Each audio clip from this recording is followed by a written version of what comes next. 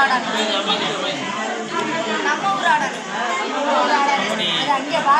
பக்தர்களெல்லாம் வந்து ஒரு முறையை சொல்லி அம்மா வந்து நிறைவேற்றி கொடுத்துருக்காங்க.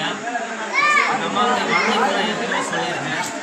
அதே மாதிரி எங்கள் அம்மா இங்கே எப்படி உதயமாச்சுன்னா எங்கள் அம்மாவுடைய குடிமண்ணை வச்சு அந்த மயானத்தில் அந்த அம்மாவுடைய உருவத்தை செஞ்சு குடிமண்ணை கொண்டு வந்து கும்பஸ்தானம் பண்ணிட்டா இத்தனை கஷ்டங்கள் எல்லாம் அந்த அம்மா கேட்டு கொடுத்துருக்கோம். அந்த கஷ்டத்தை பற்றி சொல்லணும்னா நம்ம ஒரு மனப்பாடமாகவே அந்த அம்மாவை பற்றி நான் சொல்லிடுறேன். நிறையா மக்களுக்கு நிறைய பிரச்சனை இருக்குது. ஆனால் அவங்க வாய் வந்து வரமாட்டேங்குது சொல்கிறது. அதாவது கஷ்டப்படுறாங்க, வார்த்தைகள் கிடையாது. அதாவது சொல்கிறதுக்கு வார்த்தைகள் கிடையாது. சொல்லணும் போல தோணுது, ஆனால் சொல்ல முடியாமல் தவிக்கிறாங்க. அந்த தவிப்புக்கெல்லாம் வந்து அந்த தாய் மாசாணி தான் காரணம். அந்த அரசுக்காரி அரசால் வந்தவர் அந்த அம்மா தான் காரணம். அதுக்காக தான் அந்த அம்மாவை பற்றி சொல்லணும்னா, மயானம் அண்ணா மாசாணி, மனதார பாடுகிறேன் மாசாணி, மக்கள் குறை தீர்ப்பால் மாசாணி, மறுவாழ்வு தருபவள் மாசாணி, வல்லாந்த சுரூபணி மாசாணி, மனதார வாழ்த்துபவள் மாசாணி, வேலேந்துபவள் மாசாணி, மக்கள் வேதனை தீர்ப்பவள் மாசாணி, நாகம் ஏந்துபவள் மாசாணி, நன்மைகள் செய்திருவள் மாசாணி, உபமக்காரி மாசாணி, குமதை தெய்வம் மாசாணி, தங்கமம்மா மாசாணி, கடலில் நடப்பவள் மாசாணி, சிங்கமம்மா மாசாணி, சீறி வருபவள் மாசாணி, குழந்தையம்மா மாசாணி, குளம் காப்பவளா மாசாணி, நெற்றி சுடரழகி மாசாணி, நேரும் நேசமுடையவள் மாசாணி, உருவத்து விளையழகி மாசாணி, நீ செய்த புண்ணியம் மாறாத மாசாணி, பம்பை சொந்தமம்மா மாசாணி, நீ பார்வையில் பிறந்தவள் மாசாணி, உடுக்கைக்கு உரியவள் மாசாணி, நீ உத்தமி பத்தனி மாசாணி, வேலேந்துபவள் மாசாணி, மக்கள் வேதனை தீர்ப்பவள் மாசாணி,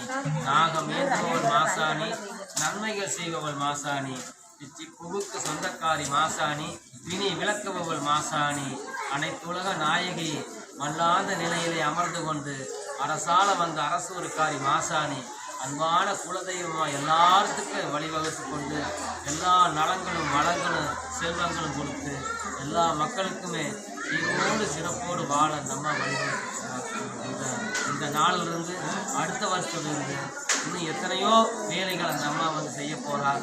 இனி இந்த இடத்துல இன்னும் மேலும் மேலும் மக்கள் செல்வங்களும் எல்லா பேருக்கு பிள்ளை வர, மைந்தன் எல்லா பேருக்கு மைந்தன் வர, திருமண தடைகள் எல்லாம் நீக்கி எத்தனையோ பிரச்சனைகள் எல்லாம் நீக்கி அம்மா அரசால் வந்திருக்கிற அந்த அரசூருக்காரி அம்மாவுடைய நூறு உலகமெல்லாம் அந்த அம்மா பேச்சுருக்கான்.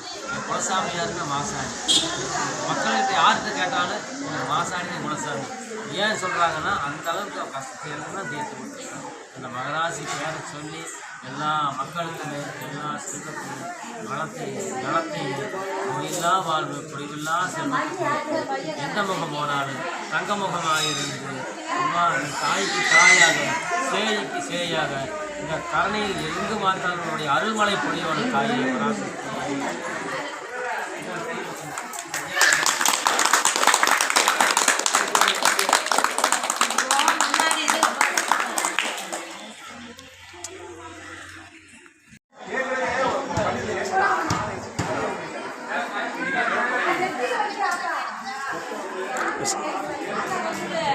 அன்பார்ந்த பக்த கோடிகள் மக்களே,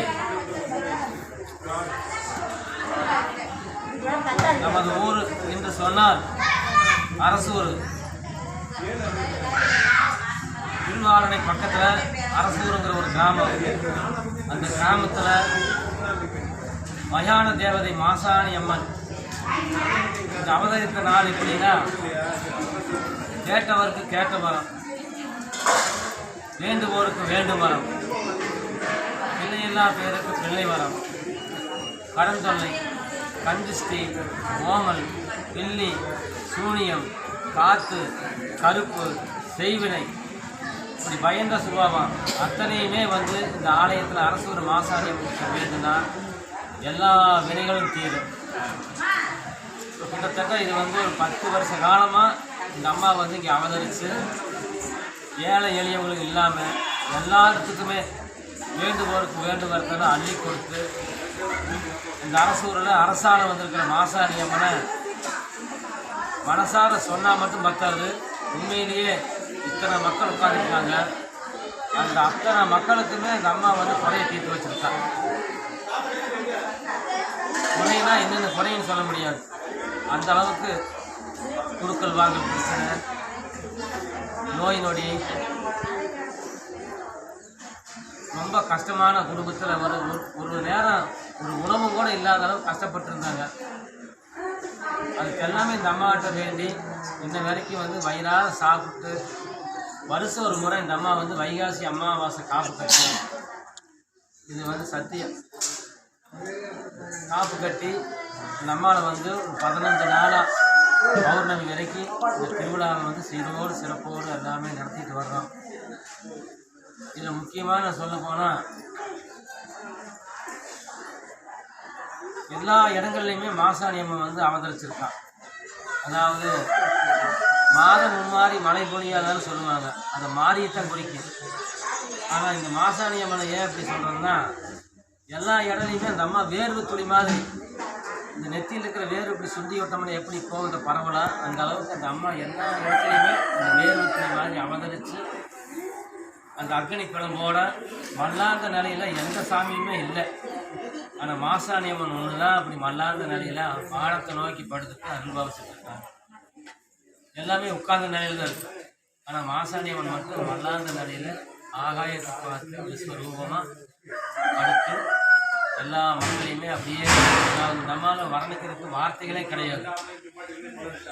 எப்படி வர்ணிக்கணும்னா, கோழி முட்டை கண்ணழகி, கோடாளி பல்லழகி, கொந்தாள மூக்கழகி, எலுமிச்சம் கனியழகி, ஏகாந்த நிலையழகி, எல்லை காவலழகி, மயான கொள்ளையிலே அவதரித்து அந்த குடிமண்ணை கொண்டு வந்து சக்தி கும்பஸ்தாபனம் பண்ணி அந்த வர்ணிக்கிறது கொஞ்ச நஞ்சமல்ல.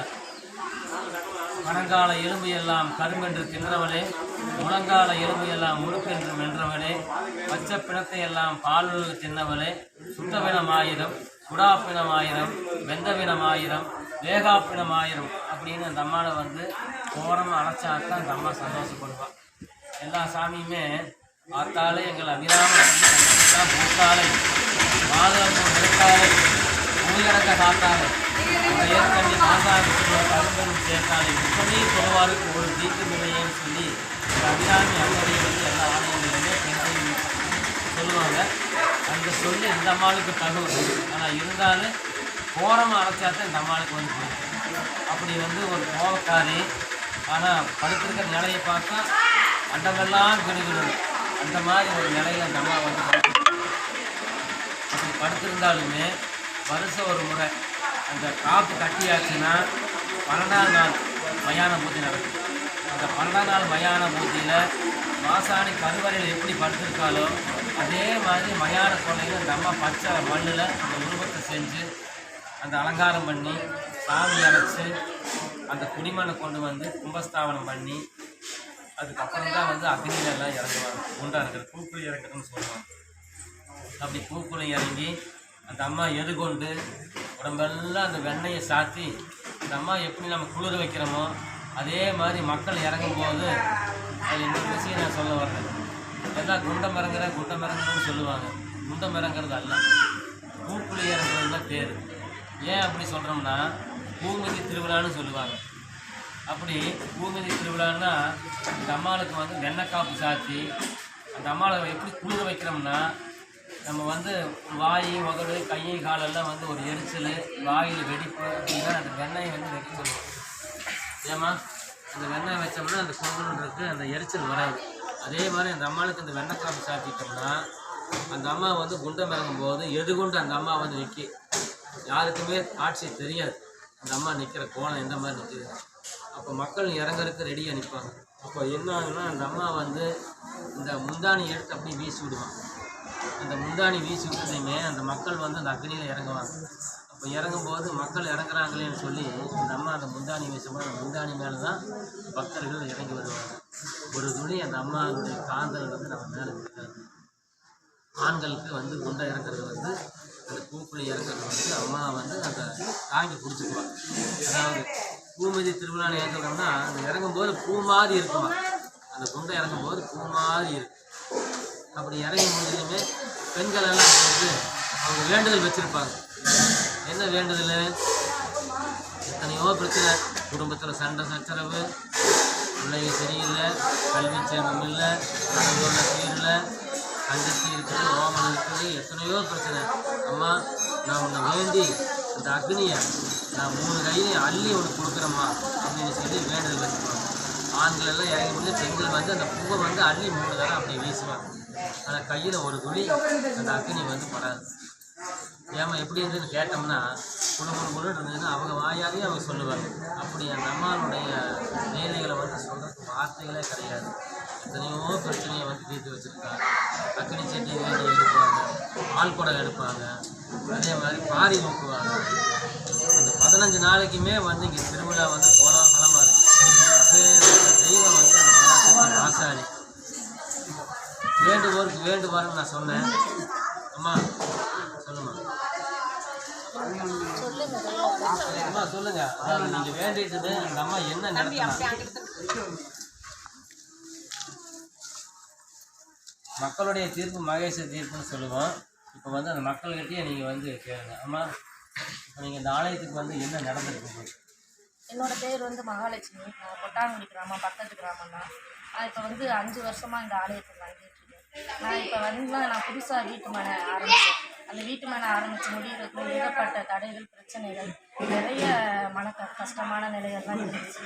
அம்மா ஆலயத்துக்கு வந்து மனக்குளிர வேண்டிட்டு போனேன். எனக்கு நிறைய கண்டிஸ்டியெல்லாம் இருக்குது. அம்மா நீங்கள் தான் எனக்கு மாற்றி கொடுக்கணும் அப்படின்னு அம்மாட்ட வந்து வேண்டிட்டு போனேன். நான் வீடு நுழைஞ்ச மறுநாளே அம்மா வந்து நிறைய மாற்றங்களை என் வாழ்க்கையில் இருந்துச்சு. அந்த நாளில் இருந்து அந்த மாசாணி தாயை நான் ஒரு நாள் நடந்தேன். என் உடம்புல உயிர் இருக்கிறவரை அந்த அம்மா வசதிக்கு நான் வருவேன். எனக்கு இன்னைக்கு கண்டிஸ்டி இல்லாமல் கைகால் சுரத்தோடு என் குடும்பத்தை ஆரோக்கியமாக வாழ வைக்கணும்னா அது அம்மா மாசாணி அம்மாவோட அருள் தான். அந்த அருள் வந்து என்றைக்குமே எங்கள் குடும்பத்தை பார்த்துருக்கேன்.